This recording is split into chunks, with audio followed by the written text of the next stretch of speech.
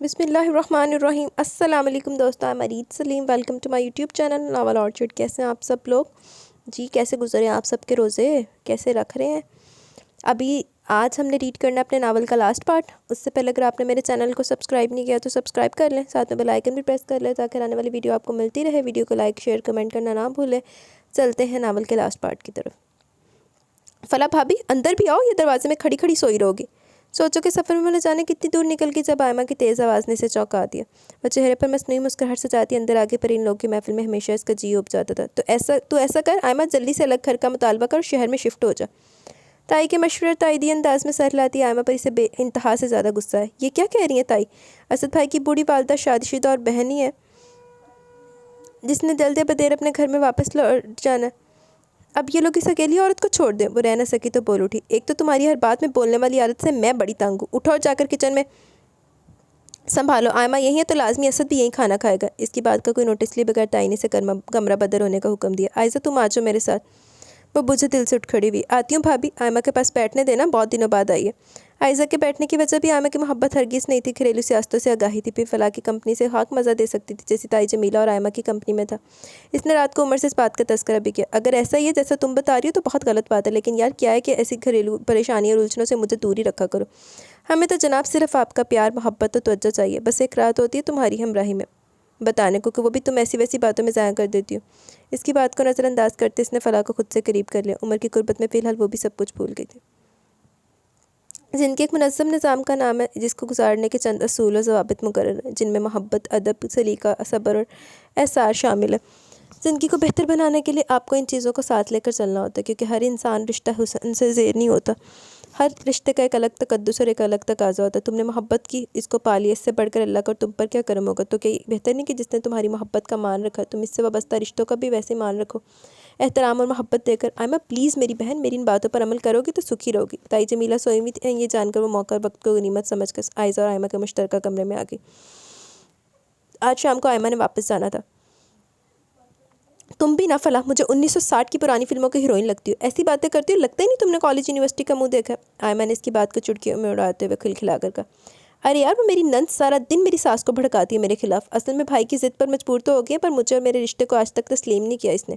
میرا پتہ کاٹ کر اپنی نند لانے کے چکر میں لگی رہتی ہے وہ کچھ کرے، اس سے بہتر نہیں کہ میں اپنی چال چل جاؤں۔ ویسے بھی میں نے سنا ہے کہ اس کی نند بڑی حسین ہے، پھر اسد کی سابقہ منگیتر بھی ہے، ویسے میں تو ہر طرف سے خطرہ مجھے۔ تم مجھے کوئی مشورہ میری زندگی کو سنوارنے کا دینے کے بجائے ان میسنیوں کی طرفداری میں لگی ہوئی ہو۔ آئمہ نے جلے دل کے پھپولے پھوڑے۔ اس کی تم سے نفرت جائز ہے، تمہاری وجہ سے بھلے عارضی طور پر صحیح، وہ بے گھر ہوئی بیٹھی ہے۔ اس سے محبت کرو گے، اعتماد دو گی تو وہ جیسی آج ہے ویسی کل نہیں رہے گی، میری مانو۔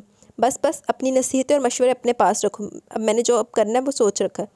وہ بیزاری سے اس کی بات کاٹ کر بولی۔ اور تم ذرا میرے ساتھ مارکیٹ چلو، اسد کے آنے سے پہلے تھوڑی شاپنگ کر لوں۔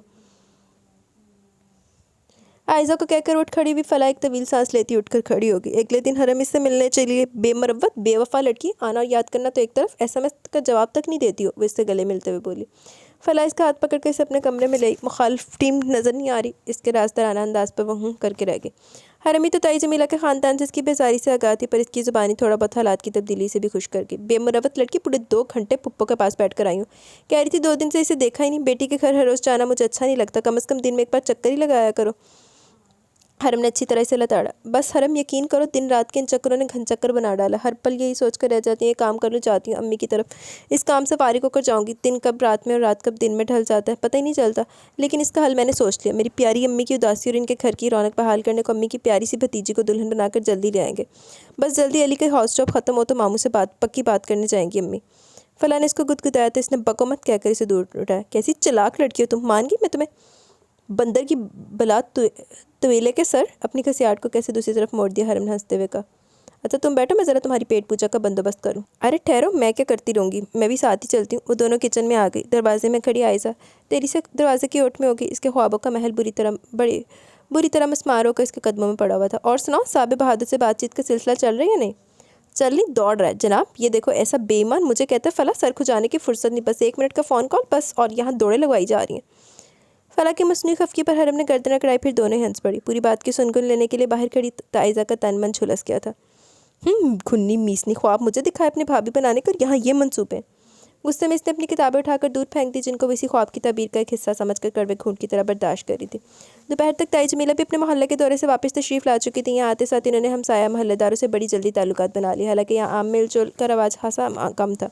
खुद फलाह और रईसा बेगम बहुत कम कहीं जाती थी, लेकिन ये ताई जमीला थी जिनको इकलापे के डिप्रेशन का मर्ज लाहक होने लग गया था। गांव में हर वक्त अपने गिरद झकमट्टा रखने और घूमने फिरने की शौकीन खातून का घर में 24 घंटे गुजारना महाल था। सो इन्होंने अपने यहाँ आमद से अगले हफ्ते ही ताल्लुकात बनाओ मुहिम का आगाज़ कर दिया और अब अच्छी खासी दोस्तियाँ कॉलोनी में गांठ चुकी थी। वापस आते साथ बड़ी गहरी और तनकीदी नज़रों से हरम का जायज़ा लिया। अच्छी खासी पुरतमाद से हरम इस पल गड़बड़ा आगे बौखला कर जल्दी से सलाम किया। ताई शायद अपने हंगामी दौरे से थक चुकी थी, सो खाना खाकर जल्दी अपने कमरे में चली गई।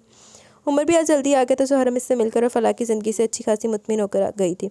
आयमा इससे अगले रोज़ अपने घर वालों से लड़ाई करके यहीं आ गई। इसका मुतालबा वही था कि शहर में अलग घर लेकर दिया जाए। रईसा बेगम ने भी इसे बहुत समझाने की कोशिश की, पर तरबियत खून पर गालिब आ गई थी। वो इनकी सारी नसीहतें अनसुनी किए चुपचाप बैठी रही। रईसा बेगम इसके अंदाज से मायूस होकर उठ गई थी। लानती औलाद, सब तो पहले ताई मार जावे ना, फिर सारे सुखी है। अली इस पर 15 दिन के लिए आया था। रईसा बेगम बहुत खुश थी। अब तो फलाह भी दिन में एक बार चक्कर लगा लेती, अब वो खुद ही आ जाता। इस रोज़ वो मामू सलीम के घर से थोड़ा लेट वापस आया। चाय की तलब ने से फलाह के पास आने में मजबूर कर दिया, क्योंकि वही ताई जमीला के घर रात को देर से सोने वाले आखिरी फ़र्द होती थी। बरामदे में से आयज़ा नज़र आगे जो अली को देखकर हंस पे आदत खिल उठी। फलाह कहाँ है? आयज़ा ने मतलाशी नज़रों से इधर उधर देखा। क्यों अली, कोई काम है तो मुझे बता दे। अगर वैसे ही मिलना तो वो और आयमा अम्मा के कमरे में। इसने आराम से जवाब दिया। वैसे भी वो जब से अली आया था इसके शब रोज़ आने जाने के औकात कर अपने घर आने की टाइमिंग सबका गहरी नज़रों से जायज़ा ले रही थी, और इसके इसने जो मंसूबा बनाया था इसमें बहुत एहतियात की ज़रूरत थी। वैसे भी वो इन लोगों में से थी जिनको अपनी पसंद की चीज़ अगर जायज़ तरीके से ना मिलती तो इसे हासिल करने में हर किस्म का नाजायज़ तरीक़ाकार भी अपना लिया करते, अगर जिसमें खसारा क्यों उनके हाथ में ना आए। क्योंकि बहरहाल अली अहमद हसन एक बेजान चीज़ हरगिज़ नहीं था। नहीं कोई ख़ास काम तो नहीं है, चाय पीने को दिल करा था, अम्मी सोई हुई है तो। इसकी बात मुकम्मल ना होने पाई थी कि आयज़ा बोल उठी। अरे अली, कमाल करते हो, हमें गैर समझा क्या तुमने? ये मामूली से काम के लिए भाभी को ज़हमत दोगे क्या? तुम चलो, मैं फटाफट चाय बनाकर तुम्हारे कमरे में ले आती हूँ। इसके ज़रखेज़ ने फटाफट एक तरकीब सोचकर इस पर अमल का भी फैसला कर लिया। आर्या पार्या किस्मत पर छोड़ते हुए इसने अपनी तरफ से आखिरी कोशिश करने में कोई भी हरज ना जानी। ये जाने बगैर कि आग को करीब से छूने की ख्वाहिश वाले लोग अक्सर अपना दामन ही नहीं सब कुछ भुला बैठते हैं। आयमा ताई के पास वहीं अपना ससुरालनामा अपनी बदतमीज़ियाँ और ससुराल वालों की बेजारी के किस्से खोले बैठी थी। ताई के मशवरे भी साथ साथ जारी थे, जबकि फलाह एक तो बुरी तरह से थक चुकी थी, दूसरा उमर की खफकी का ख्याल अलग दामनगीर था। लेकिन ताई का भी सोने का कोई प्रोग्राम नहीं लग रहा था। ताई मैं जाऊँ? इसने हाथ रोक कर पूछा। अभी ताई ने जवाब नहीं दिया था कि फलाह की अम्मी के पोर्शन से किसी की दिल दोस्त चीखों के ने पल भर में सुकून भरे माहौल में दरार डाल दी। या इलाही खैर। ताई फ़ौरन ही उठ बैठी। आयमा और फलाह फ़ौरन दरवाजे की तरफ बढ़ी। बिखरे बाल, दुपट्टा नदारत, बाजू और गले से फटा कमीज़ आंसू से हटा आयज़ा का चेहरा। क्या दास्तान सुना रहा था, लेकिन कौन? फलाह के सुन होते दिमाग में बहुत कुछ गड़बड़ होने लगा। पल भर में सारा घर इकट्ठा हो गया। आंखें मलते अब्बा, अफ्ताहों के ज़ार रईसा बेगम, गुसीले तेवर लिए उमर और बेहद घबराया वाली आयज़ा की ज़ुबान से निकले अल्फाज इसकी मौजूदा हालत। अब्बा फ़ौरन ही कुछ कहने की कोशिश करते अली की तरफ बड़े और बुरी तरह इसे पीटने लगे। जलील इंसान, ऐसा तो घटिया से घटिया इंसान भी करते हुए 100 बार सोचता है। तूने क्या सोचकर इस बच्ची की इज्जत पर हाथ डालने की कोशिश की? इसे लावारिस समझ लिया था, ये मुझे मरा हुआ। गुस्से की शिद्दत से इनकी आवाज़ फट गई। खुदा की कसम अब्बा, मेरे यकीन करे ये लड़की झूठ बोली है, ये खुद ही। वो ज़ोर से चीखा ही था कि अब्बा का थप्पड़ ज़ोर से इसके मुंह पर पड़ा। रईसा बेगम ने फला जानती थी अली सच कह रही है, तो ऐसा किसी गलतफहमी की बिना पर आई है जानबूझकर आयज़ा। पर इस पल इन सबके तेवर देखकर ना तो अली की हमायत कर सकती थी, ना आयज़ा की ज़ाहिरी हालत देखकर इसे झुठलाया जा सकता था। इस लड़की को कहे कान पर हाथ रखकर कहे कि मैंने ऐसा कुछ किया जैसा ये कह रही है, तो मैं हर सज़ा भुगतने को तैयार हूँ। अब के अली अब्बा का हाथ झटक कर दूर जा खड़ा और ज़ोर से चीख कर बोला। एक पल में सबको सांप सूंघ गया और आयज़ा का भी एक लम्हे में फीका पड़ता चेहरा कम से कम फला से छुपा नहीं रह सका। शर्म करो तुम, कुछ शर्म। एक तो इतना शर्मनाक कदम उठाते हो, ऊपर से पाक किताब को दरमियान में लाते अपना गुनाह छुपाने को। आयमा को भी शायद पता चल गया था कि आयज़ा झूठ बोली, उसे इसकी हमायत में ज़ोर से बोली। कसूर जिसका भी हो, मैं कुरान पाक जैसी मुकद्दस किताब पर दोनों में से किसी को हाथ रखने नहीं दूंगी। ये किताब हिदायत के लिए, झूठ सच की परख के लिए नहीं है। रईसा बेगम ने भराई हुई आवाज़ में कहा। अली शौकी नज़र से इनको देख कर रह गया। ऐसे तो सच कभी भी सामने नहीं आएगा अम्मी, अली ने तेज़ आवाज़ में कहा। ताया मैं अगर चुप हूँ तो सिर्फ आपके लिए, वरना मैं अभी आंखों में ज़मीन में इसको गाड़ देता। इसको उमर की आंखों में खून उतरा हुआ था। भाभी जान, इस खबीस ने ऐसी घटिया हरकत की है कि मैं मरकर भी इसका तवा नहीं भर सकता, लेकिन आपसे दरख्वास्त है कि आयज़ा को मेरी बहू बना दे। मैं आज के आज ही निकाह का बंदोबस्त करता हूँ। अब्बा की आवाज़ में शर्मिंदगी और पछतावा देखकर अली तड़प गया। लेकिन मैं ऐसा हरगिज़ नहीं कर सकता अब्बा, जब मैंने कोई गुनाह किया ही नहीं तो कुर्बानी का बकरा मैं क्यों बनूँ? इसकी आवाज़ और लहजे की मजबूती इसकी सच्चाई का पता देती थी, पर वहाँ सच्चाई की परख करना कौन चाहता था? बकवास बंद करो, ना हिजार ना खलफ। तुमने अगर इनकार किया तो अपनी माँ को लेकर अभी और इसी पल मेरे घर से निकल जाओ। अब्बा की धमकी पर रईसा बेगम का खून खुश्क हो गया। फिर वही हुआ जो आयज़ा ने सोचा था। सिर्फ घंटे के अंदर अंदर वो जो चाहती थी वैसा ही हो गया था। लानती औरत। سچ بتانا آئزہ، یہ تیرا کیا تھا نا سب، ورنہ اس بیچارے کی شکل ہی چیخ چیخ کر بتا رہی تھی کہ تو جھوٹ اور وہ سچ بول رہا ہے۔ آئمہ کے ہاتھ اب آئزہ کے چہرے پر تیز تیز چل رہے تھے اسے سنوارنے کو۔ ہاں تو جو چیز آسانی سے نہ ملے اسے چھین لینا چاہیے، تم سے تو کب سے کہہ رہی ہوں کوئی ترکیب لڑاؤ، پر تمہیں اپنے مکار سسرال والوں سے فرصت ملتی تو تم دھیان دیتی نا۔ تم نے جب تک دھیان دینا تھا وہ بھابھی کی کزن نے میری محبت لے اڑنی تھی۔ مرد کا کیا، اداؤں کا جال پھینکو فوراً شکار ہو جاتا ہے۔ علی کو بھی معافی مانگ کر منا لوں گی۔ تینوں تو ایسا کرے نا تینوں سارا تیری نگل جاوے۔ ارے کم بختو، سب کچھ بالا ہی بالا کر لیا، اب اپنی پھٹے ڈھول جیسی آوازیں بند کر کے اس قصے پر مٹی ڈالو، کسی نے سن لیا تو بازو الٹ سکتی ہے ساری۔ تائی جمیلہ جب اپنے بیڈ پر منہ کھولے بیٹیوں کے کارنامے سن رہی تھی ٹپٹ کر بولی، پر قیامت تو اندر آئی فلاح کے دل پر ٹوٹی تھی جس کا دل جیسے کسی نے مسل کر رکھ دیا۔ اپنے معصوم بھائی کی معصوم محبت کی گواہ تھی وہ، اور ظالمہ نے ایسا شب خون مارا کہ اس کی محبت تو لوٹی سو لوٹی۔ اپنے شوہر کی نظروں میں بھی آج اس نے محبت کی جگہ حقارت دیکھی تھی۔ علی کو برباد کرنے والوں نے اس کی زندگی بھی ساتھ ہی داؤ پر لگا لی تھی۔ اب وہ جتنا بھی کہہ سن لیتی، عمر نے کہاں اس کی بات کا یقین کرنا تھا جبکہ مقابل خود اس کی بہن تھی۔ سارا ٹبر ہی بغیرتاں تے لانتیاں دا۔ تم نے بہت برا کیا عائزہ، میں سمجھی تھی تم بدل رہی ہو، بدل گئی ہو۔ میری محبت اور محنت تمہیں بدل دے گی، پر عادات اور خصلتیں کبھی بھی نہیں بدلتی۔ لیکن مت بھولنا کہ بہت ساری چیزوں کے ساتھ محبت بھی ایسا جذبہ جو چھین کر اپنا نصیب نہیں بنا جاتا، یہ تو قدرت کی ودیعت کردہ اعزاز ہوتا ہے۔ تم نے جس گھر میں رہنا تھا اسی کو اپنی بدفعلی سے ٹکڑے ٹکڑے کر دیا۔ میرے بھائی کا شیشے جیسا نازک دل توڑا تم نے، وہ تمہیں کبھی بھی معاف نہیں کرے گا۔ تمہیں بد دعا نہیں دے رہی لیکن دعا بھی نہیں نکل رہی تمہارے لیے۔ جب آئمہ اور فلاح عائزہ کو علی کے کمرے میں چھوڑنے تو یہ سب فلاح نے بہت دکھ سے دیکھتے ہوئے سے تھکے قدموں سے اٹھ کر کمرے سے باہر نکل گئی۔ آئمہ مجھے لگتا ہے بھابھی نے ہماری باتیں سن رہی، اب کیا ہوگا اگر بھائی کو پتہ چل گیا تو؟ خوفزدہ لہجے میں کہتے ہوئے اس نے آئمہ کا ہاتھ جکڑ لیا۔ لانتی عورت، کچھ نہیں ہوگا، بس تم اپنی بات پر ڈٹی رہنا۔ جتنا میں فلاح کو جانتی ہوں عمر کو کبھی نہیں بتائے گی۔ تم بس علی کی خبر رکھو، ویسے بھی جتنا حسین تم لگ رہی ہو نا، اس نے سب کچھ بھول کر پٹ سے تمہارے قدموں میں گر جانا ہے۔ سچ؟ آئمہ کی تعریف پر ایک لمحے کو دل میں اٹھتا احساس ضیاء اور ملال دھل گیا۔ آئمہ کے جانے کے بعد چچا آئے تھے ایک بار پھر علی کے نہ کرتا گناہ کی معافی مانگتے ہوئے، کہا کہ وہ ان کی بہو بعد میں بیٹی پہلے، فکر نہ کرے، اس گھر میں کبھی بھی کسی قسم کی کمی یا کسی تکلیف کا سامنا نہیں کرنا پڑے گا۔ چچی بس ستے چہرے اور سرخ آنکھوں کے ساتھ چپ کھڑی رہی تھی، جیسے زبردستی آئی ہوں یہاں آنا چاہتی ہوں۔ اور علی سے خیال آیا کہ 11 بجے ان کا نکاح عمل میں لایا گیا تھا، 2 بج کے اس کا کہیں اتا پتہ نہیں تھا۔ اتنا بڑا اور غلط قدم جوش میں اٹھا تو لی، اب گھبراہٹ ہو رہی تھی۔ وہ کچن سے اپنے قمیض آستین اور گلے سے پھاڑ کر گئی تھی۔ اس نے دوپٹہ اپنے اوپر اچھی طرح پھیلا کر چائے بنائی اور سیدھی علی کے کمرے میں گئی۔ اب وہ اپنے بیڈ پر نیم دراز تھا، اسے دیکھ کر فوراً اٹھ بیٹھا۔ شکریہ بھائی، بہت بہت، امی سوئی ہوئی نہ ہوتی میں تمہیں کبھی زحمت نہیں دیتا۔ اس نے اس کے ہاتھ سے کپ لے کر سائڈ ٹیبل پر رکھا، پھر معذرت خواہ انداز میں کہا۔ عائزہ یکٹک اسے دیکھے گئی۔ کیا تمہیں کبھی پتہ نہیں چلا کہ میں کتنی محبت کرتی ہوں تم سے، کتنا چاہتی ہوں تمہیں سوچتے میرا دن گزرتا ہے، تمہیں آنکھوں میں بسائے بسائے رات گزر جاتی ہے۔ وہ کھوئے کھوئے انداز میں کہتی، اس کے پاس ہی بیڈ پر بیٹھ کے علی جو حیرت سے اس کی طرف یوں دیکھ رہا تھا جیسے کسی شوق میں جلدی سے اٹھ کھڑا ہوا۔ یہ کیا بےہود کیا عائزہ، میرے ذہن میں ایسی کوئی خرافات نہیں، میں نے ہمیشہ تمہیں آئمہ فلاح کی طرح ہی سمجھا۔ تم جا سکتی ہو، اس نے ناگواری سے کہا۔ کیوں علی؟ وہ جذباتی انداز میں کہتے ہوئے تیزی سے اس کے قریب آ گئی۔ مجھے غور سے دیکھو، ایسا کیا جو مجھ میں نہیں ہے، حرم میں ہے، مجھے اپنی زندگی میں شامل کر لو علی، بس یہ احسان کر دو مجھ میں تمہیں اتنی محبت دوں گی کہ تم بھول جاؤ گے اسے۔ اس نے روتے ہوئے اس کا بازو چھنچوڑا، اس کا دوپٹہ گر گیا۔ علی کو اس کو دیکھ کر یکا یک کسی خطرے کا احساس ہوا، وہ اسے ہوش و حواس سے آری لگی۔ اسی پل چائے وائے سب پھول کر وہ دروازے کی طرف لپکا۔ میں تمہیں ایسے نہیں جانے دوں گی، تمہیں حاصل کرنا میری زندگی کا اولین مقصد ہے، وہ کہتی اس کے پیچھے لپکی۔ کچھ ہی لمحوں میں پورا گھر اس کی چیخوں سے گونج اٹھا۔ یہ سب سوچتے سے کسی نے بے دردی سے بیڈ سے کھینچا، وہ علی تھا۔ پتہ نہیں کس پل کمرے میں آیا تھا، اس کے باروں سے بری طرح پکڑ کر اس نے گھسیٹ کر اسے نیچے اتار کھڑا کیا۔ عائزہ اس اچانک حملے کے لیے تیار نہیں تھی، لڑکھڑا کر رہ گئی۔ ابھی سنبھلنے نہیں پائی تھی کہ چہرے پر پڑنے والے زوردار تھپڑوں نے اس کے 14 طبق روشن کر دیے۔ اسی پر اکتفا نہیں کیا تھا، علی نے اسے بہت مارا تھا، اتنا کہ وہ خود تھک کر ہانپنے لگا۔ حیرت عائزہ کو خود پر ہوئی ہلکی سی تکلیف پر پورا گھر سر پر اٹھا لینے والی عائزہ نے اف کیے بغیر اس کی مار کو برداشت کیا۔ بہت محبت کرتی ہو نا مجھ سے، اتنی کہ مجھے حاصل کرنے کو مجھ سے میرا سب کچھ چھین لیا، میرے اپنوں کی نظروں میں گرا دیا مجھے۔ اب بھی کیا ہاتھ ہے تمہارے؟ کچھ بھی نہیں، تم مجھے تو کیا میری گرد کو بھی نہیں چھو سکو گی۔ ایسی سزا دوں گا تمہیں، علی کا نام ملا نا تمہیں، علی کو حاصل کر کے دکھانا، ساری زندگی ترستی رہوگی۔ میں اگر خوش نہیں ہوں تو تمہیں بھی کوئی خوشی نہیں دوں گا اپنی ذات کے حوالے سے۔ انسان انتہائی قدم اٹھانے سے اس وقت ڈرتا ہے جب اسے اپنی کسی قیمتی متاع کے چھننے کا ڈر ہوتا ہے۔ میرا سب کچھ تم لوٹ چکی ہو، اب میں ہر قسم کے ڈر و خوف سے آزاد ہوں۔ جا کر اپنے عزت مآب چچا کو بھی بتا دینا بے شک۔ اس کے بازو کو مضبوطی سے جکڑے علی نے اس کی آنکھوں میں آنکھیں ڈال کر خوفناک لہجے میں کہا۔ عائزہ لہجے کی سنجیدگی اور انداز پر بری طرح لرز کی، اپنے حسن سے متاثر کرنے کے معافی مانگ کر منا لینے کے سارے دعوے دھرے کے دھرے رہ گئے۔ اس کی حقارت سے صوفے پر دھکیلتا وہ الماری میں سے بیگ نکال کر اپنے کپڑے نکال کر اس پہ ٹھونس رہا تھا۔ عائزہ کچھ دیر پھٹی پھٹی آنکھوں سے صوفے پر پڑی اسے ایسا کرتے دیکھتی رہی، پھر تیر کی تیزی سے اٹھ کر اس کے پاس آئی۔ علی ایسا مت کرو، میرا عمل برا تھا، غلط تھا، مجھے تسلیم ہے، پر یقین کرو میں تم سے بہت محبت کرتی ہوں۔ ایسا تصور ہی مجھے بے حال کر دیتا کہ میں تمہیں کسی اور کے ہمراہ دیکھوں۔ ایک بار مجھے معاف کر دو، یہ دیکھو میں ہاتھ جوڑتی ہوں۔ تینوں چھتر مارے پھڑ کے۔ وہ زور زور سے روتے ہوئے کہنے لگی، میں اگر تمہیں کچھ کہہ نہیں رہا تو اس لیے کہ تمہارے ناپاک خون سے ہاتھ نہیں رنگنا چاہتا، بس اس کے علاوہ مجھے تم سے کوئی بات نہیں کرنی۔ یہ کہہ کر بیگ اٹھا کر کمرے سے نکلتا چلا کہ وہ یہ سوچ کر نکلا تھا کہ اس نے اب دوبارہ یہاں قدم نہیں رکھنا۔ لاؤنج میں صوفے پر پاؤں اوپر کر کے کسی غیر مرئی نقطے کو دیکھتی رئیسہ بیگم کو دیکھ کر اس کے قدم بے ساختہ سست پڑے۔ دونوں ماں بیٹے کی نظریں ایک دوسرے سے ملی۔ کچھ ہی لمحوں میں پورا اونچا لمبا مرد ماں کے گلے لگ کر پھوٹ پھوٹ کر رو رہا تھا۔ احساس زیاں کی اس قدر شدید تھا، سب کچھ جانتے بھی ماں کی مجبوریوں کو جان کر بھی گھر چھوڑ کر جا رہے ہو۔ اپنی ماں کی زندگی میں ایک اور ناکردہ گناہ درج کرانے کے لیے راتوں رات بیٹے کو بھگا دیا۔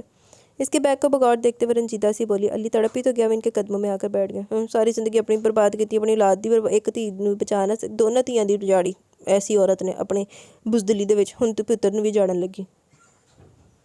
آپ کا بیٹا آپ کا قربان امی، آپ کی اس در بردردی کے خوف نہیں تو مجھ سے اس قیامت نامے پر سائن کرائے، ورنہ آپ کے مجازی خدا تو ایک طرف دنیا کی کوئی طاقت بھی مجھے اس توق کو زبردستی گلے میں ڈالنے پر مجبور نہیں کر سکتی تھی۔ وہ ان کے ہاتھوں کو پکڑ کر بے قراری سے بولا، میں یہاں رہا نا امی تو اس نے بچنا نہیں ہے میرے ہاتھ سے۔ اس کو دیکھ کر مجھے اپنی حد کا احساس سوا تو روتا ہے، لہو کی جگہ شرارے دوڑنے لگتے ہیں۔ مجھے مت روکے امی، تمہارے ابا نے پرسوں تمہارے ولیمے کی تقریب رکھنے کا ارادہ کیا، عذر یہ ہوگا کہ ان کی اچانک خراب ہونے والی طبیعت کے پیش نظر نکاح کو فارغ کرنا پڑا، جبکہ عزیز رشتہ داروں کو مطمئن کرنے کی غرض سے یہ فنکشن ہوگا۔ ہمیشہ کی طرح اس بار بھی تمہیں سمجھانے کے لیے انہوں نے میرے کمزور کندھے پر یہ بھاری ذمہ داری ڈالی ہے۔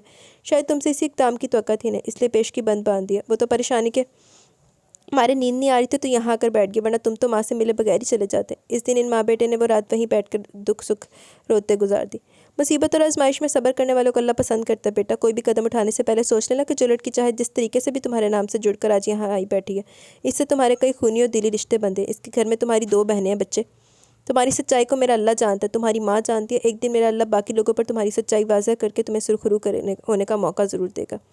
وہ اس کے گھنے بالوں میں انگلیاں پھیرتی سے زندگی جیسی کٹھن چیز سے نبرد آزما ہونے کی سنہری گر بتاتی رہی، جو وہ خود پر آزما چکی تھی۔ تھکے ہارے اعصاب ماں کی گود کی گرمی پا کر پرسکون ہو کر اپنے سارے دکھ ماں کے دل میں منتقل کر کے وہیں سو گیا۔ رئیسہ بیگم نے اذانوں کی آواز پر اس کا سر آہستہ سے کشن پر رکھ کر منتقل کیا اور نماز کی گھر سے اٹھ کھڑی ہوئی اور اللہ کے حضور اپنے بچوں کی خوشی اور اپنے گھر کی سکون کی دعا لے کر،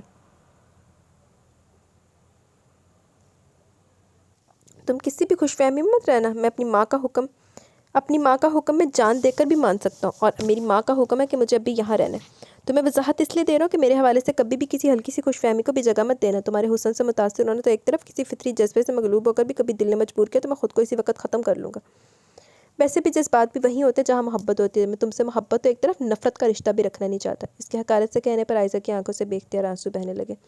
حرم کو تو احمد حسن کی کال سے ایک شوق سا لگا۔ وہ 3 دن اپنے ماموں کے گھر جانے کی وجہ سے علی سے رابطہ نہیں رکھ پائی۔ خود علی نے بھی گھر پر موجود ہونے کے باوجود پتہ نہیں کیوں کال یا SMS پر رابطہ نہیں کیا، اور آج واپس لوٹتے ہی جب وہ علی کی خبر لینے کا پورا پروگرام بنائے بیٹھی تھی، اس کے ابو سلیم صاحب کے پاس پپا کا فون آیا اور انہوں نے خوشی بھرے لہجے میں روح فرسا خبر سنائی جس نے اس کے جسم سے روح نکال کے رکھ دی۔ ابو اسی حوالے سے امی کے ساتھ بیٹھ کر پروگرام بنا رہے تھے جب وہ بے قراری سے اپنے کمرے میں آئی اور سیل اٹھا کر تیری سیلی کا نمبر ملا، نمبر پاور آف ملا۔ اس نے آنسو سے بھری آنکھوں کو بے دردی سے صاف کرتے فلاح کا نمبر ملایا۔ کافی دیر بیل جانے کے بعد جب وہ مایوس ہونے لگی، دوسری طرف سے کال پک کر لگی۔ ہیلو، یہ تم ہو فلاح؟ یہ ابو کیا کہہ رہے ہیں؟ ایمرجنسی میں علی کا نکاح کرنا پڑا، ان کی طبیعت خراب ہو گئی تھی، اب کل ولیمہ۔ وہ آنسو اور بھرائی ہوئی آواز میں بمشکل بولتی ہوئی ضبط کرتے تیز بولتی چلی گئی کہ شاید فلاح بھی تردید کر دے کہ ایسی کوئی بات نہیں ہے کہ تمہیں غلط فہمی ہوئی ہے، جبکہ دوسری طرف مسلسل خاموشی پر اس کے دل کی دھڑکنیں جیسے ساخت ہونے لگی تھی۔ حرم، دوسری طرف سے فلاح کی تھکی اور ہاری ہوئی آواز آئی، تم نے جو سنا بالکل ٹھیک سنا ہے۔ کیوں اور کیسے ہوا یہ سب نہ تو ہم خود ابھی تک جان پائے، نہ تمہیں بتا سکتے ہیں۔ شاید تقدیر اسی کو کہتے ہیں، ابھی مزید بات کرنے کی نہ ہمت ہے نہ سکت، بعد میں بات کروں گی۔ مزید کچھ کہے سنے بغیر اس نے کال کاٹ دی۔ امی ابو نے اس کو بتھیرا کہا کہ وہ بھی ولیمے میں شرکت کرے، ورنہ رئیسہ فلاح اور خود علی کتنا ناراض ہوگا۔ وہ طبیعت خرابی کا بہانہ کر کے پڑی رہی، ویسے بھی اس کا نڈھال اور تھکا ہوا انداز انہیں اپنے ساتھ لے جانے پر مجبور نہ کر سکا۔ واپسی پر وہ کچھ الجھے ہوئے ضرور تھے، دونوں بظاہر سب کچھ ٹھیک نظر آنے کے باوجود مجھے یوں لگا جیسے سب کچھ ٹھیک نہیں ہے وہاں۔ بھائی صاحب گرچہ بہت خوش تھے، پر رئیسہ اور فلاح کے چہرے پر وہ خوشی نظر نہیں آئی جیسی عموماً اس موقع پر ماں بہنوں کے چہرے سے چھلکتی ہے۔ حرم کی امی کا انداز کچھ کھوجتا ہوا تھا۔ ارے تم عورتیں بھی بال کی کھال اتارنے کی ماہر ہوتی ہو، بتایا بھی تھا کہ بھائی صاحب کے دل میں اچانک درد کیا اٹھا تھا کہ بس بیٹے کے سر میں سیرس دیکھنے کو مچل گئے اور فوراً نکاح کروا کے دم لیا۔ لیکن رئیسہ اور فلاح ٹھہری ماں اور بہن، جن کے اکلوتے بیٹے اور بھائی کی شادی کے ہزاروں ارمان ہوں گے، تو بس یہی وجہ ہوگی اور کیا ہو سکتی ہے۔ سلیم صاحب نے اپنی بیگم کی تشویق کرائی، پھر بھی مجھے دلہا دلہن سب کسی ڈرامے کے کرداروں کی طرح لگے جنہیں زبردستی لا کر سٹیج پر بٹھا دیا جائے۔ نہ کوئی نئی شادی کی خوشی اور مخصوص چمک کا تاثر، بس پورے فنکشن میں بھائی صاحب کے علاوہ مجھے دلہن کی ماں اور بہن خوب چہکتی نظر آئی۔ فلاح بھی گمسم سی آ کر ملی، اور حیرت تو مجھے اس وقت ہوئی جب حرم کا بھی اس نے نہیں پوچھا، سرسری طور پر ہی۔ ओफो भाई, हर वक्त रابطہ होता है दोनों का आपस में, फ़ोन पर हमने बता दिया कि वो नहीं आ रही, तुम ऐसा करो हरम को जाकर देखो इसकी तबीयत कैसी है। सलीम साहब ने बात को ख़त्म कर दिया। वो बेचारी की कब है। एक बात मेरी कान खोल कर सुन लो तुम, मैं बहुत कम दिनों के लिए घर आता हूँ, ऐसे में मुझे नज़र ना ही आया करो तो ज़्यादा बेहतर, और इस घटिया गेटअप में तो हरगिज़ ना दिखो तुम्हें। इसने इसकी दुल्हन बने होशरुबा सरापे की तरफ उंगली उठाकर नफरत से कहा। आयज़ा ने कुछ कहे बगैर सर झुका लिया, इसके लिए यही बहुत था कि नफरत से ही सही से मुखातिब तो था ना। मैंने इस कमरे में किसी और को इस हैसियत से रहते और हंसते बसते देखा, तुम्हें देखकर मेरा दिल करता है मैं तुम समेत सबको आग लगा दूं, जो जो मेरी खुशियों की राह में रुकावट बना। लेकिन मेरी माँ का चेहरा मेरे तसव्वुर में आकर मुझे किसी भी इंतहाई कदम से बाज रखता है। मेरा ज़ब्त ज़्यादा ना ही आजमाना तो ज़्यादा बेहतर है। कहते साथ वो अपने बिस्तर पर कंबल सर तक तान कर लेट गया। अभी इश्क है इम्तिहान बहुत। इसने अपनी मर्ज़ी का एक खेल शुरू किया था, अब शुरुआत में थक गई, ये जाने और सोचे बगैर के ना कोई भी खेल दूसरे फरीक के बगैर नामुकम्मल होता है, और तकमील को तभी पहुंचता जब दोनों फरीकैन पूरी आमादगी से खेले। वो खामोशी से कपड़े तब्दील करके आई, सोफे पर कंबल और तकिया डालकर आइंदा ज़िंदगी का लाहमत सोचती कब नींद की वादी में उतर के पता ही नहीं चला। बगैरत। अगले रोज़ सुबह उठने पर और बाहर आने पर चची ने सरसी से बताया कि अली सुबह ही चला गया। चची का अंदाज ना तो चचा की तरह वालहाना था, ना ही नागवार, बस बहुत खामोशी लगी। वैसे ज़िंदगी में पहली बार इनकी मदद के लिए नाश्ता बनाने के लिए हाथ बटाने लगी। हटो तुम रहने दो, शादी के शुरू दिन ही होते हैं आराम करने के, फिर तो चाहे भी तो ये घर के कामकाज के बखेड़े जान ही नहीं छोड़ते। इन्होंने नरमी से इसे मना कर दिया। चचा भी ताइदी अंदाज में सारे लाने लगे। पता नहीं क्यों आयज़ा को चची से बहुत शर्मिंदगी महसूस हो रही थी। शायद यही सोचकर कि फ़लाँ ने इनको भी इस झूठ के बारे में बता दिया होगा। चोरी से एक बार फिर इनके चेहरे पर निगाह की, पर हर बार जैसा पुरसकून और संजीदा तासुर ही मिला। जाओ बेटा अपनी अम्मी से मिलो, जब तुम सोई हुई थी तो आयमा आई थी तुम्हें बुलाने। नाश्ते के बाद काम वाली आ गई तो चची के साथ लगते हुए आयज़ा से बोली, तो आयज़ा को अपनी माँ का रवैया याद है, जो हर बार जब फला चची के घर आने लगती इसे किसी न किसी काम के बहाने रोक लिया करती थी। अपने पोर्शन में आने पर पहला सामने किचन से मेटती फला से हुआ। इसके सलाम का जवाब सदमोहरी से देती वो कस्तन रुख मोड़ गई। अरे आयज़ा आओ आओ, अम्मा के कमरे में चलते हैं। आयमा से देखकर जोश से पकड़कर अम्मा के कमरे में ले गई, जहाँ ताई जमीला इसे देखकर खुश हो गई। असल में निकाह के बाद से इन माँ बेटियों की तफसीली गुफ्तगू ही ना हो पाई थी, और वो इसे अली के मुतल्लिक पूछने पर बस थी। वो बहुत नाराज़ है अम्मा, बहुत नाराज़। मेरी गलती भी तो बहुत बड़ी है ना, फिर भी इसका इतना एहसान बहुत है कि मुझे अपने घर में रहने दिया। वो भराई हुई आवाज़ में बोली। ताई जमीला को अली के रवैये के मुतल्लिक पूछने पर भराई हुई आवाज़ में बोली, अरे इसकी ये जुर्रत, घर बैठे इतनी खूबसूरत लड़की मिल गई इसलिए अकड़ रहा है। आने तो ज़रा भाई साहब को इसकी तबीयत साफ़ कराती हूँ। ताई जमीला हंस पे आदत चमक कर बोली तो आयज़ा का रंग जर्द पड़ गया। अम्मा अम्मा खुदा के लिए किसी से कुछ मत कहना, मेरी गलती बहुत बड़ी है, मैं इसे मना लूँगी, मुझे यकीन है। वैसे भी चची चचा बहुत अच्छे हैं मेरे साथ, वो बहुत दिन नाराज़ नहीं रहेंगे। वो जल्दी से अम्मा की तसल्ली कराते हुए बोली, क्योंकि पता था कि अम्मा ने अभी के अभी चचा को या तो बुलवा के उल्टी सीधी लगा देनी या फिर फ़ोन ही खड़का देना, और इसकी नैया पार लग गई है। अब मेरा कुछ सोचे अम्मा, मुझे फ़िक्र हो रही है। जब से मैं आई हूँ असद का कोई रब्ता नहीं मुझसे, ना कॉल कर रहा है ना जवाब दे रहा है, नंबर बंद है इसका। चचा ने वलीमे पर भी बुलाया सबको, वहाँ से कोई नहीं आया, कहीं कोई गड़बड़ ना हो। आयमा की तशवीश पर ताई जमीला भी परेशान होगी। इसके घर का नंबर मिला के कुछ अता पता ले, इसका कौन सी ऐसी नाजायज़ फरमाइश कर दी तुमने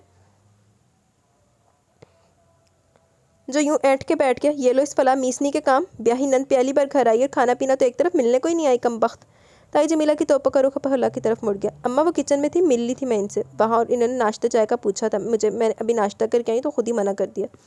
आयज़ा के देरी से कहने पर ताई ने हनकारा भरा, वरना भी कि अभी फ़ला की क्लास लगनी लाजमी थी। फ़ला की कुछ दिनों से तबीयत भी मुस्तमिल सी थी, फिर आयज़ा की तो अब इसको शक्ल देखने को भी दिल नहीं करता था। सो किचन समेट कर अपने कमरे में पड़ी रही। अली का पसमर्दा चेहरा हरम की रोती हुई आवाज़ से चैन नहीं लेने देती थी। आयज़ा दोपहर का खाना खा के गई, वो शाम को किचन में चाय बना रही थी जब एक ज़ोरदार चक्कर पर इसने घबरा कर किचन की स्लैब को थामा। उमर जो इसी वक्त किसी काम से किचन में आया था, इसका जर्द पड़ता चेहरा देखकर घबरा गया और इसे लेकर सीधा डॉक्टर के पास चला है, जहाँ खुशखबरी सुनते इसका मूड कुछ खुशगवार हुआ, वरना आयज़ा वाले वाक़े के बाद इसका मोहब्बत भरा रवैया बेजारी नफरत में बदल गया था। इसने फ़ला को देखना, इसे बुलाना तक छोड़ दिया था। ताई जमीला के माथे की तेवरियाँ भी कम हुई थी खबर सुनकर। इसी शाम असद चला और इसने किसी को भी बताया बगैर पहली मुलाकात अहमद हसन से की, और इन्हें आयमा की नाजायज़ ख्वाहिश का बड़ी बेबसी से बताया। मैं आपकी बहुत इज़्ज़त करता हूँ और आयमा से बहुत मोहब्बत। इसने मेरी मोहब्बत को मेरी कमज़ोरी समझ लिया। मैंने पूरे ख़ानदान में से टक्कर लेकर अपने बेहद करीबी रिश्तेदारों को नाराज़ करके आयमा को अपनाया। मेरी बहन इसी तनाज़े की और अपनी अज़दवाजी ज़िंदगी को खतरे में डाल बैठी है, और अभी तक मैके की दहलीज़ पर बैठी है। अभी ये मसाइल हल नहीं हो पाए कि आयमा की तरफ से शहर में अलग घर का मुतालबा। मैं समझ नहीं पा रहा कि गाँव में इतनी बड़ी हवेली से मेरे बूढ़े पापा पर मजलूम बहन आखिर इसे क्या कहते हैं। शादी के बाद औरत अपना घर और घर वालों के दिलों में जगह बनाने के लिए कितनी कुर्बानियाँ देती है, और यहाँ इसने इन 4-5 माह में मेरी वालदा और बहन से कभी सीधे मुँह बात नहीं की। अब यकीन करें, इसके बेजा मुतालबे मैके में रूट कर बैठ जाने पर मुझ पर मेरे घर वालों का दबाव बढ़ रहा है कि हमने तुम्हारी बात मानी थी, अब तुम्हारी बीवी का घर बसाने का इरादा नहीं लगता, तो मुझे इनकी ख्वाहिश मानकर अपनी साबका मंगेतर से शादी करके आयमा को छोड़ देना चाहिए। یقین کیجیے انکل، اگر آئمہ سے میری محبت شدید نہ ہوتی تو شاید جتنا دباؤ میرے اوپر ہے میں اب تک اپنے گھر والوں کی مان گیا ہوتا۔ میں اب آخری امید کے طور پر آپ کے پاس آیا ہوں، آپ اس مشکل کا حل نکالیں، آئمہ کو میرے گھر ساتھ واپس چلنے پر راضی کریں، نہیں تو میں بہت دنوں تک اپنے گھر والوں کو روک نہیں پاؤں گا، وہ بھی اس صورت میں جب میری بہن کی شادی شدہ زندگی کی خوشیاں بھی اسی قدم کے ساتھ جڑی ہوں۔ وہ تو اپنی داستان امیر حمزہ سنا کر بیٹھ گیا۔ احمد حسن الگ گمسم ہو بیٹھے۔ آئمہ بہت دن سے ان کو گھر میں نظر آئی تھی، پھر ان کے ذہن میں بھی نہیں آیا کہ اس کے پیچھے اتنی نامعقول وجہ ہو سکتی ہے۔ نہ ہی بھابی بیگم نے بتانا گوارا کیا، وہ رئیسہ بیگم کو داماد کی خاطر مدارت پر لگا کر خود تائی جمیلہ کے پورشن میں آگے تھے۔ آئمہ اٹھو بیٹا، اپنا سامان تیار کرو، تمہارا شوہر تمہیں لینے آیا ہوا اور تم اس کے ساتھ جا رہی ہو اپنے گھر۔ انہوں نے خاصے مصروف سے انداز میں اندر لیٹی ہوئی آئمہ کو حکم دیا، جو خاصی نہ سمجھی سے ان کو دیکھنے لگی، جس سے سمجھ نہ پا رہی ہو وہ کیا کہہ رہے ہیں۔ کیا ہو گیا احمد حسن؟ چھری تلے دم تو لو، کہاں سے آ گیا اس کا شوہر؟ میں بات کرتی ہوں اسے۔ تائی اپنا بھاری بھرکم جسہ سنبھالتے ہوئے کھڑی ہوئی۔ آپ ابھی رہنے دے بھابی بیگم، میں ابھی آ کر آپ سے بات کرتا ہوں۔ آئمہ تم ابھی تک کھڑی ہو؟ بلکہ ایسا کرو، ایسے ہی آ جاؤ، میں فلاں سے کہوں گی تمہارا سامان پیک کر دیں گی۔ اسد آتا جاتا رہتا ہے، میں فلاں سے کہوں گا تمہارا سامان پیک کر دے گی۔ اسد آتا جاتا رہتا ہے، شہر کسی وقت لے جائے گا۔ انہوں نے دونوں کو کچھ کہنے کا موقع دیے بغیر آئمہ کا ہاتھ پکڑا اپنے پورشن کی طرف لے کے۔ اچھی بیٹی کو یہ وتیرہ نہیں ہوتا جیسا تمہارا ہے، مگر شاید تمہارا قصور نہیں، تمہاری تربیت ہی ایسی ہوئی ہوگی، ورنہ اپنی ماں کو پوری زندگی پر نظر ڈالو تو پتہ چلے کہ عورت گھر گرہستی کو کیسے سنوارتی اور گزارتی ہے۔ پھر فلاں کو دیکھا، تمہاری تائی جمیلہ بیگم کے مزاج کے ساتھ گزارا کرنا کوئی آسان بات نہیں ہے۔ فلاں کی تربیت جیسی رئیسہ نے کی، مجھے فخر ہے اس پر۔ بیٹیوں کو گھر بنانے کے لیے بہت کچھ برداشت کرنا پڑتا ہے، تم تو خوش قسمت ہو، تمہارا شوہر تمہارا قدردان ہے، تمہاری حیثیت مستحکم۔ اپنے گھر کو دیکھو بچے، عزت اور محبت دو چیزیں ایسی ہیں جن کو جتنا زیادہ دو گے تمہیں وہ دگنی چگنی ہو کر ملیں گی۔ بس اس سے زیادہ میں کچھ نہیں کہتا کہ آئندہ جب بھی اس گھر میں آؤ اپنے خاوند اور اپنے گھر والوں کی رضا سے خوش خوش آنا، ماں باپ کا مان بن کر رہنا، ان کی تربیت پر کبھی حرف نہ آنے دینا۔ جاؤ خوش رہو بیٹا۔ ابا اسے لے کر سیدھا اپنے کمرے میں لائے اور اسے سب کچھ آئمہ کو کہا۔ کچھ باتیں اس کو سمجھ میں آئی، کچھ سر سے گزر گئی، بہرحال وہ کچھ بولی نہیں کیونکہ اسد کی طویل بے خبری سے بھی وسوسوں میں مبتلا کیے ہوئے تھی۔ ابا کے ساتھ جس پل وہ ڈرائنگ روم میں آئی، اسد رئیسہ اور عائزہ سے بڑے خوشگوار موڈ میں باتیں کر رہا تھا۔ اسے آتے دیکھ کر خوشی سے کھل گیا اور تھوڑی دیر میں وہ رخصت لے کر چلے گئے۔ آئمہ کی تائی جمیلہ سے اگلے دن فون پر ہی بات ہو پائی۔ خوب ماں سے محبت نبھائی تم نے، ملے بغیر ہی چل دی اس بے مہر کے ساتھ۔ ارے اماں وہ تو شکر ہوا میں آ گئی، ورنہ یقین کریں یہاں تو اسد کی دوسری شادی کے سارے انتظامات مکمل تھے۔ میری ضد کا فائدہ اٹھاتے ہوئے ان سب نے اسد کی شادی کا پورا پروگرام بنا رکھا تھا۔ اب تو چچا کے لیے دعائیں نکل رہی ہیں، ورنہ میں نے اپنی ضد پر اڑے رہنا تھا، یہاں میری جگہ کسی اور نے لے لینی تھی۔ ویسے بھی اماں اب سوچا تو پتہ چلا کہ اکڑتی تو شروع سے میں ہی آ رہی ہوں، ورنہ سب تو محبت اور عزت ہی دیتے تھے مجھے۔ بس کرو بی بی، خود ہی فیصلے کر کے فکر کرتی جاتی ہو، میں نے کب تمہیں کہا کہ سب کچھ کرنے کو؟ چھوڑ چھاڑ کر بیٹھ جاؤ، خوش رہو، ہم تو بس یہی چاہتے ہیں جہاں بھی رہو۔ تائی جمیلہ نے اس کا خود ملامتی کا پروگرام کاٹتے ایک دم کا اور مدمزہ ہو کر فون رکھ دیا۔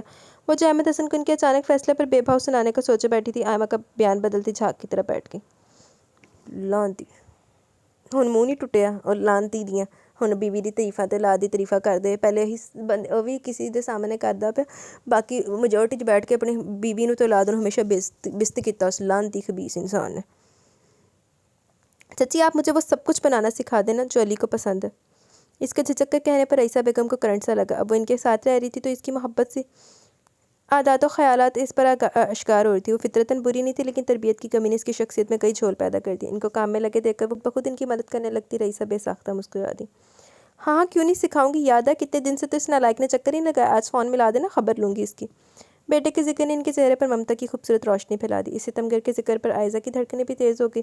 شام کو اس نے رئیسہ بیگم کو فون ملا کر پکڑا دیا۔ بہت دنوں سے نہ کال کی تم نے، نہ خود آئے علی، ماں سے کوئی ناراضگی ہے بچے؟ ان کی نرم آواز پر وہ چونکی، دوسری طرف سے پتہ نہیں کیا کہا گیا۔ بھلے ایک دن کے لیے ماں کی آنکھیں ٹھنڈی کرنے ضرور آ جانا بیٹا، وہ اداسی سے بولی۔ اچھا ٹھیک ہے، زیادہ لمبی بات نہیں کروں گی، تمہاری مصروفیت کا پتہ ہے مجھے، یہ لو دلہن سے بات کرو۔ کہہ کر وہ ریسیور عائزہ کو پکڑا کر خود باہر نکل گئی۔ عائزہ نے دھڑکتے دل اور کانپتے ہاتھوں سے ریسیور تھام کر کانوں سے لگایا، ہتھیلیاں بھیگ گئی۔ اب پتہ نہیں کہ کیا کچھ سننے کو ملے گا، مگر یہ کہ دوسری جانب سے ٹوں ٹوں کی آواز کے ساتھ فون بے جان ہو چکا تھا۔ ہو گئی بات علی سے؟ رئیسہ بیگم کے پوچھنے پر اس نے صرف اس بات میں سر لا۔ اس نے پڑھائی شروع اس لیے کی تھی کہ اسے پڑھی لکھی لڑکیاں پسند تھی، پھر اسے حاصل کرنے کے بعد اس کی ضرورت ہی محسوس نہ کی تھی اس نے، لیکن اس دن دل میں نہ جانے کیا سمائی کہ اپنے کمرے میں ڈھونڈ ڈھانڈ کر کتابیں برآمد کی، ان کی گرد چھاڑ کر انہیں اپنے ساتھ لے آئی۔ رئیسہ بیگم احمد حسن کے ساتھ ڈاکٹر کے پاس گئی تھی جب فلاں اپنی امی کے پورشن میں آ گئی۔ امی نے متعلق جان کر پریشانی ہو گئی۔ کیا ہوا، ذرا طبیعت خراب تھی تو مجھے بلوا لیتی، میں آ جاتی، ان کے ساتھ چلی جاتی۔ اس کی پریشانی دیدنی تھی۔ نہیں تو بھابی، بس 2-3 دن سے سر درد کر رہا تھا، چچا کو پتہ چلا تو وہی ساتھ لے گئے زبردستی، وہ تو جا بھی نہیں رہی تھی۔ فلاں نے اس کی بات کا کوئی جواب نہیں دیا۔ ویسے بھی اب احمد حسن کے رویے میں رئیسہ بیگم کے لیے بہت بڑی تبدیلی آئی تھی۔ ہمیشہ کے بے پرواہ احمد حسن کا یہ کیئرنگ انداز رئیسہ بیگم کے لیے ڈھیروں سکون کا باعث بنا۔ انہیں نہیں پتہ تھا احمد حسن دیر سے اپنی کوتاہیاں جانتے جا رہے تھے اور تائی جمیلہ کی فطرت پہچانتے جا رہے تھے، ویسے ویسے ان کے پچھتاوے بڑھ رہے تھے۔ ہن تیرے پچھتاوے میرا چار پانا نا، انہوں نے ساری اولاد دی زندگی برباد کر دی تھی تو ہن پچھتاوے آ گئے۔ اور رویہ بھی تبدیل ہوتا جا رہا تھا، خصوصاً آئمہ کے گھریلو مسائل نے تائی کی اصلیت سمجھنے میں بہت مدد دی نے۔ عائزہ کی آنکھوں میں آنسو بھرے اس کے بہت قریب بیٹھی تھی۔ مجھے معاف کریں، میں نے بہت برا کیا، بہت ہی غلط۔ اپنی غلطی کا احساس مجھے چین لینے نہیں دیتا۔ آپ لوگ اتنے اچھے نہ ہوتے تو شاید میرا یہ احساس بھی اتنا شدید نہیں ہوتا، لیکن آپ چچی سب کچھ جان کر بھی انجان بن گئے۔ نہ کوئی سرزنش، نہ لعنت ملامت، اتنی بری لڑکی جس نے آپ کے بھائی کی کردار کشی میں کوئی کسر نہ چھوڑی، نہ ہی آپ کا گھر برباد ہو جائے، اس حوالے سے سوچا۔ اس سب کے باوجود اٹھا کر گھر کی زینت بنا ڈالا، بغیر کچھ جتائے۔ دن بدن میرا احساس گناہ شدید ہوتا جا رہا ہے، مجھے معاف کر دیں۔ وہ اس کے ہاتھ تھام کر پھوٹ پھوٹ کر رو دی۔ فلاح حیرت سے اسے دیکھنے لگی، واقعی اس نے بہت برا کیا تھا ان سب کے ساتھ، لیکن وہ اتنی اچھی اور صاف دل کی تھی کہ اب عائزہ کی حالت اسے دکھ دینے لگے۔ دور پھٹا منہ پر تیری چھائی تھی۔ مجھے تم سے کوئی گلہ نہیں عائزہ، اس سارے میں سب سے زیادہ نقصان میرے بھائی کا ہوا۔ اسے مناؤ، اس سے معافی مانگو۔ مجھے پہلے تم پر شدید غصہ تھا، جب تک عمر کا رویہ مجھ سے تمہاری وجہ سے خراب رہا۔ اس خوشخبری کے بعد عمر پہلے جیسے ہو گئے تو میرے سارے ملال بھی دھل گئے۔ علی میرا ایک ہی بھائی ہے اور مجھے بہت پیارا ہے، جیسے بھی صحیح اب تمہارا حوالہ وہ ہے، تو اس حوالے سے تم بھی پیاری ہو۔ اب تو ہر پل دعا کرتی ہوں کہ کچھ ایسا ہو جائے کہ میرے بھائی کے چہرے کی اداسی دور ہو جائے اور اس کی خوشیاں لوٹ آئیں۔ اب یہ تم پر ہے کہ تم کیسے اس کے چہرے کی ہنسی اور آنکھوں کی چمک واپس لاتی ہو۔ فلاح روتی ہوئی عائزہ کو سب کچھ بھلا کر گلے سے لگا لیا۔ بھابھی یقین کریں میرا طریقہ اور عمل غلط تھا، لیکن اس وقت مجھے برداشت ہی نہیں ہو رہا تھا کہ ان کی زندگی میں کوئی اور لڑکی ہے۔ میں مجھے اپنی جان بھی دینی پڑے ان کو خوش رکھنے کے لیے تو وہ بھی دے دوں گی۔ میں ویسی بن جاؤں گی جیسی وہ چاہیں گے، میں بہت سارا پڑھوں گی۔ وہ سب کرنے کو تیار تھی جو علی کو خوش کرے، اس کی بدگمانیاں دور کر کے اس سے معافی دلا دے۔ اگلے دن اس نے فلاح سے پھر سے پڑھنا بھی شروع کر دیا۔ اس کے بہت دن بعد علی جب آتا اسے بری طرح نظر انداز کرتا، اپنے ہر کام کے لیے امی کو کہتا، اسے بلانا دیکھنا گوارا نہیں کرتا۔ اسے عائزہ کا پچھتاوا شدید ہونے لگا تھا۔ شی ڈیزرو کرتی ہے۔ جس دن علی آیا اسی دن ماموں سلیم حرم کی بات طے ہونے کی مٹھائی اور اگلے ماہ شادی کی خبر لے کر چلے آئے۔ علی بھی اس وقت امی ابا کے ساتھ وہیں موجود تھا۔ عائزہ جس کی نگاہیں سے دیکھ کر سیر نہیں ہو رہی تھی، اس خبر پر چور نگاہوں سے اس کا جائزہ لیا۔ اس کے چہرے کا وہی ایک تاثر تھا، سنجیدہ۔ صبح ہی وہ آئے ان سب کو مشترکہ سلام کرتے رئیسہ بیگم کے گلے لگ گیا۔ ابا نہیں تھے اس وقت، فلاح بھی آ گئی تھی، کافی دیر بیٹھی رہی تھی۔ اس دوران اس نے نوٹ کیا کہ علی عائزہ کو بری طرح سے نظر انداز کر رہا تھا، لیکن وہ اس معاملے میں بے بس تھی۔ اب جو کچھ کرنا تھا عائزہ کو خود ہی کرنا تھا۔ ماموں کے جانے کے بعد وہ اپنے کمرے میں چلا گیا۔ عائزہ کو اس کی پچھلی بار کہی بھی باتیں یاد آئی، سو بہت ڈرتے ہوئے کمرے میں داخل ہوئی۔ بیڈ گراؤنڈ سے ٹیک لگائے وہ نیم دراز کسی بہت گہری سوچ میں تھا۔ وہ کچھ دیر کھڑی انگلیاں مروڑتی رہی جب اس کی آمد محسوس کر چکا تھا، لیکن ہنوز اسی طرح بیٹھا رہا۔ پتہ نہیں کیوں کچھ دنوں سے عائزہ سے شدید نفرت کے اس کے دعوے تھرے کے تھرے رہ کر وہ دل کی اس بے ایمانی پر حیران و پریشان تھا۔ اس لڑکی کو اپنی ذات سے ملنے والی ہر قسم کی خوشی سے ترسا کر رکھنے کا اس نے عہد کیا تھا، پر رئیسہ بیگم نے جب اس کو پچھلی بار فون کیا تو اسے گھر آنے کو کہا تھا۔ میرا دل نہیں چاہتا امی وہاں آنے کو، وہاں مجھے اس لڑکی کو دیکھ کر اپنی ذلت سرنو محسوس ہوتی ہے۔ اس نے تھکے تھکے لہجے میں کہا۔ میں جانتی ہوں بچے، پر ایک چیز پر تو ہمارا ایمان ہے نا، وہ ہے تقدیر۔ مان لو کہ اس لڑکی کا تمہارے حوالے سے اس گھر میں آنا ازل سے طے تھا۔ معاف کرنا عظیم لوگوں کا شیوا ہوتا ہے بیٹا، اور میں اپنے بچوں میں ہر وہ وصف دیکھنا چاہتی ہوں جو اچھے لوگوں کی میراث ہو۔ تصویر کا دوسرا رخ دیکھو تو اس کا تم سے شدید لگاؤ ہی تھا جس نے اسے اتنا بڑا قدم اٹھانے پر مجبور کیا۔ میں مانتی ہوں سب غلط تھا، پر غلطی زندگی کی کتاب کا ایک فرق ہوتی ہے۔ اس ایک غلطی کے لیے پوری کتاب کو غلط کر دینا ٹھیک نہیں ہوتا۔ بس اسی ایک غلط صفحے کو موڑ کر بھول جانے کی صحیح کرو، سکون پاؤ گے۔ یہ سوچ کر ہی ماں کی باتوں پر دھیان دینا کہ اولاد بے سکون ہو تو ماؤں کی نیندیں اٹھ جاتی ہیں۔ میں اپنے گھر سے اداسی کی ہر چھاپ مٹا دینا چاہتی ہوں۔ وہ دل کی بری نہیں، معافی کی طلبگار ہے، اور اللہ بھی تو معاف کرنے والے کو قریب کر رکھتا ہے۔ اس وقت اس کے پاس امی کی باتوں کے جواب میں کہنے کے لیے بہت کچھ تھا۔ پھر فلاح بھی سے بتاتی رہتی کہ اس میں اچھا بننے کی لگن ہے۔ وہ گناہ تو کر بیٹھی، لیکن بہت شرمندہ، کتنی بار معافی مانگ چکی ہے مجھ سے، امی سے۔ پڑھائی سے دلچسپی نہ ہونے کے باوجود دن رات کتابوں میں سر کھپاتی ہے، صرف اس لیے کہ تمہیں پسند ہے۔ پھر پرسوں ہی تو حرم نے کتنے عرصے بعد اس کو کال کی تھی، جو اتنی دیر گھنٹوں گھنٹوں باتیں ان دونوں کے پاس کہنے کے لیے کچھ نہیں تھا۔ علی، ہمارے درمیان نہ رسم و رواج آئے تھے، نہ رشتے زنجیر بنے تھے، نہ دولت دیوار بنی تھی، نہ ہی سماج۔ ہمارے درمیان اگر آئی تھی تو صرف قسمت کو ہی ہمارا ساتھ منظور نہیں تھا۔ پھر تمہارا میرا کیا دوش؟ اتنے دن میں نے خود کو ہی سمجھانے میں گزار دیا، اب جب سمجھ گئی ہوں تو تقدیر کے ہاتھوں انسان بے بس ہے، تو پھر کسی پہ عذر کیسا؟ میرا رشتہ طے ہو گیا میرے ماموں زاد سے۔ بہت کچھ بھلا چکی ہوں، جو کچھ بھولنا مشکل لگ رہا ہے وہ نکاح کا مقدس رشتہ بھلانے میں مدد کرے گا کہ اس میں بہت گنجائش ہوتی ہے۔ اس کو خوشیوں کی دعا دیتے ہوئے اس نے جس پل فون کاٹا، اس وقت علی نے اپنا آپ بہت خالی خالی محسوس کیا۔ نہ حرم کی محبت کا احساس تھا اس میں، نہ عائزہ سے نفرت کا جذبہ۔ اب وہ یہ دیکھ کر حیران ہے کہ ہر دفعہ گھر آنے پر اس لڑکی کو مار دینے یا خود مر جانے کی خواہش شدید ہو جاتی تھی، وہ احساس بھی کہیں دور جا سوا ہے۔ ماموں سلیم کے حرم کے رشتے کی مٹھائی لے کر آنے پر امی، فلاح اور عائزہ نے جب اس کا چہرہ دیکھا، اسے وہ بھی محسوس ہوا۔ بہت دیر شش و پنج میں رہنے کے بعد اس نے اتنی ہمت نہ ہوئی کہ دوبارہ علی سے کچھ کہہ سکے، حالانکہ بہت کچھ کہنے کے لیے باہر سے سوچ کر آئی تھی، کئی جملے ترتیب دیے تھے، پر کمرے میں داخل ہوتے ہوئے سب الفاظ ساتھ چھوڑ کر بھاگ کھڑے ہوئے۔ صوفہ پر لیٹے لیٹے سے بہت دیر گزر گئی۔ کل اس نے چلے جانا تھا، اس کا مطلب تھا پھر ایک لمبا انتظار، کیونکہ اب اس کا ہاؤس جاب شروع ہو چکا تھا، پھر پتہ نہیں کب آنا تھا۔ وہ لیٹے لیٹے اٹھ گئی۔ علی اب جت لیٹا ہوا تھا، وہ سو گیا تھا یا جاگ رہا تھا کچھ پتہ نہیں چلا کیونکہ اس کی آنکھیں بند تھی۔ ابھی وہ اٹھ کر اس کے قریب آئی تھی کہ دستک کے ساتھ رئیسہ بیگم کی گھبرائی آواز سن کر وہ دروازے کی طرف بڑھی۔ علی بھی اٹھ کر بیٹھ گیا۔ عمر آفس کے کام سے باہر ہے علی، فلاح کی طبیعت خراب ہے، اسے ہاسپٹل لے کر جانا ہے۔ علی سلیپر پہن کر فوراً اٹھ گیا۔ رئیسہ بیگم ابا کی گاڑی کی چابی لے کر آئی تھی۔ ابا بھی آنکھیں ملتے گئے آگے اور ساتھ چلنے کو تیار ہو گئے۔ ابا نے تو ویسے ٹرک تے تھلے دے۔ آپ رکے ابا، میں ہوں نا ساتھ، امی بھی یہاں رہیں گی، میں ساتھ چلتی ہوں۔ عائزہ نے ڈرتے ڈرتے کہا۔ علی نے کوئی جواب نہیں دیا۔ وہ دونوں جلدی سے فلاح کے پاس آئے۔ تائی جمیلہ اس کے پاس تھی۔ دونوں اسے لے کر قریبی ہسپتال چلے گئے، جہاں پر 3 گھنٹوں کے بعد فلاح نے خوبصورت صحت مند بیٹے کو جنم دیا۔ علی نے گھر پر کال کر کے سب کو خوشخبری سنا دی۔ امی اور تائی جمیلہ تو فوراً آنے پر بضید تھی۔ تب علی نے بتایا کہ کچھ ہی دیر میں وہ خود ہی گھر پہنچ جائیں گے۔ نڈھال سی فلاح کے چہرے پر ممتا کا نور دیکھ کر عائزہ گنگ رہ گئی۔ ننھے سے بھتیجے کو دیکھ کر اس نے بے ساختہ سے گود میں اٹھا کر پیار کر ڈالا۔ علی کے چہرے پر بہت عرصے بعد نرم سی مسکراہٹ بے حد بھری لگ رہی تھی۔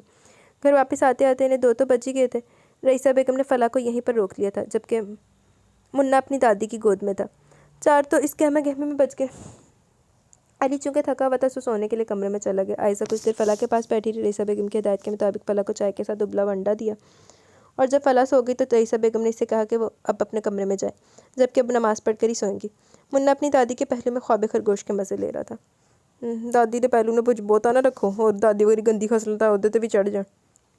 اسے ابھی سوئے ہوئے تھوڑی دیر ہی گزری ہوگی کہ اپنے پاؤں پر نمی اور نرم سے لمس نے گہری نیند سے اٹھنے پر مجبور کر دیا۔ پہلے تو کچھ بھی سمجھنے سے قاصر ہے، پر جب اعصاب نیند کے غلبے سے باہر ہے تو پتہ چلا وہ عائزہ تھی جو اس کے پیروں پر اپنا سر رکھے زاروں قطار ہچکیاں لے کے رو رہی تھی۔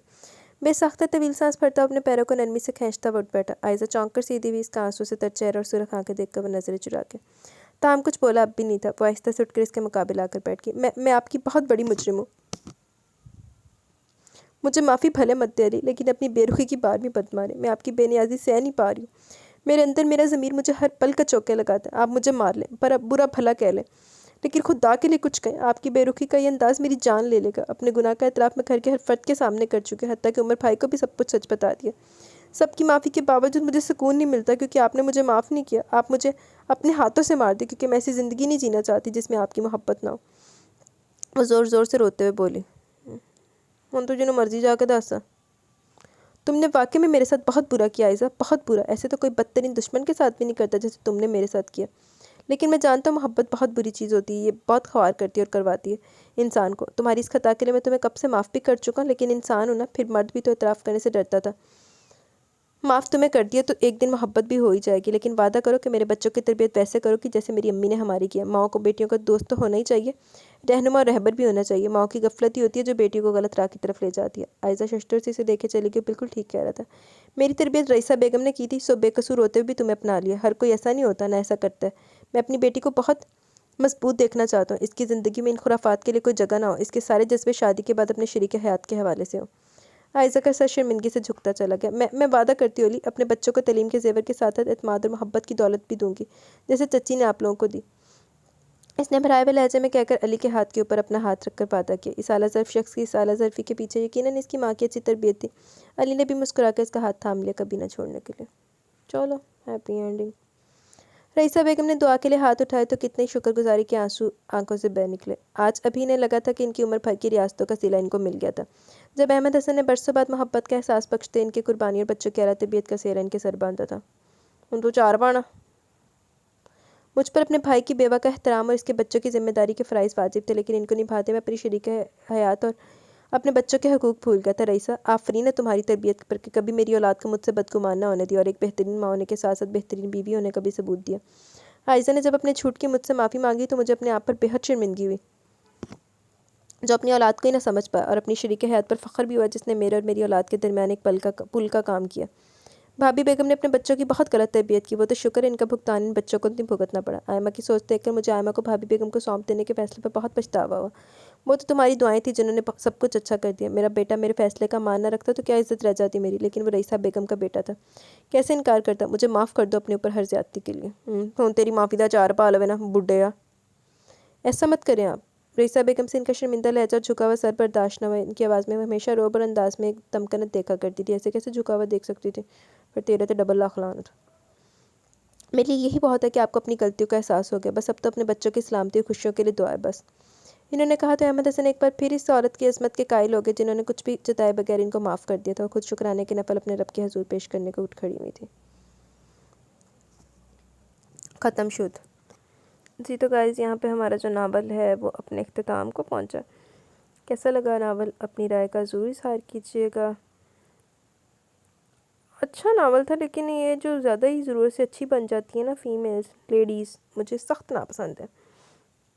ساری زندگی ذلیل ہوندے رہو تے ہن بڈھے وچ بڑھاپے جا کے نے معافی مانگی، نہیں حالے بھی تو نہ مانگ، لاکھ لعنت تہاڈے تے۔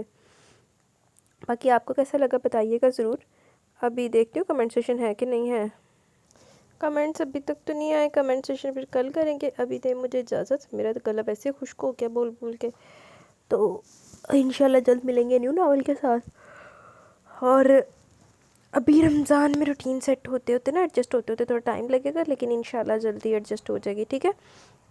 تو ایک دفعہ پھر میری طرف سے آپ سب کو رمضان بہت بہت مبارک ہو۔ اللہ پاک ہم سب کی عبادتوں کو قبول کرے، ہمیں زیادہ سے زیادہ نیکیاں کرنے کی توفیق دے، برائی سے بچنے کی توفیق عطا فرمائے، آمین ثم آمین۔